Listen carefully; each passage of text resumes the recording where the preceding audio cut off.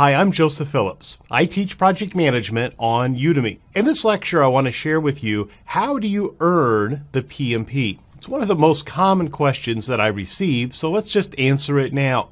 There are two paths to earning your PMP, with a degree and without a degree. Let's look at first with a degree. With a degree, you begin with your experience. You have to have 36 non-overlapping months of project management experience within the last 8 years. Then you have to have a total of 4,500 hours leading project management tasks. So this means things like helping to develop the charter, creating the project plan, directing work in execution, monitoring and controlling the work, and then closing out the project. So you have to have 4,500 hours spread among those 5 different process groups. You'll need 35 contact hours of project management education, which I provide on Udemy. Step 4, it's possible that your application could be audited. Now, audits are completely random. There's nothing that you can do to trigger an audit or to avoid an audit. Completely random. If you're audited, you'll have to complete a experience verification form, which means that your manager or someone at the organization that you listed on your application can vouch for your experience. It's really not that big of a deal. It just takes a little bit more time to complete. I've known plenty of people who've been audited, passed the audit, and then went on to pass their exam. And then step 5 is the actual 4-hour exam. Now, PMI does not tell us the passing score for this 4-hour, 200-question exam, but thousands of other people have passed, and if they can do it, you can do it too. The next path is without a degree. So if you don't have a degree, you can still qualify for the PMP. It's a little bit more stringent though.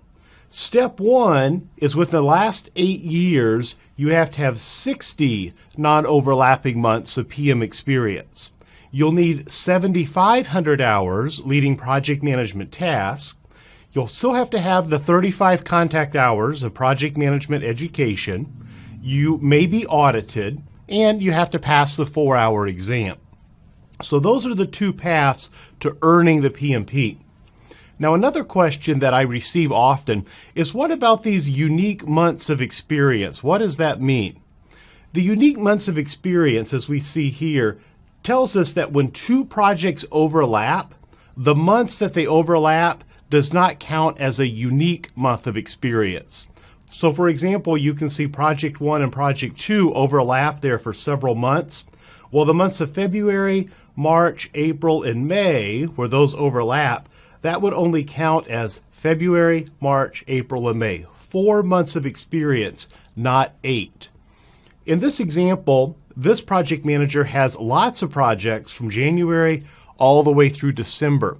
So that would be 12 months of experience. So each project counts for 1 month that it takes place in. So you don't get to double up the months of experience. You do get to count all of the hours. So if you worked 20 hours a week on Project 1 and 20 hours a week on Project 2, you would get a sum of 40 hours. So it's 2 different things there, the unique months of experience and the number of hours that have to equate to 7,500 or 4,500, depending on which path you take. All right, so that's the big picture of how to earn the PMP. I know you can do it. Get started today. If others have done it, you can do it too.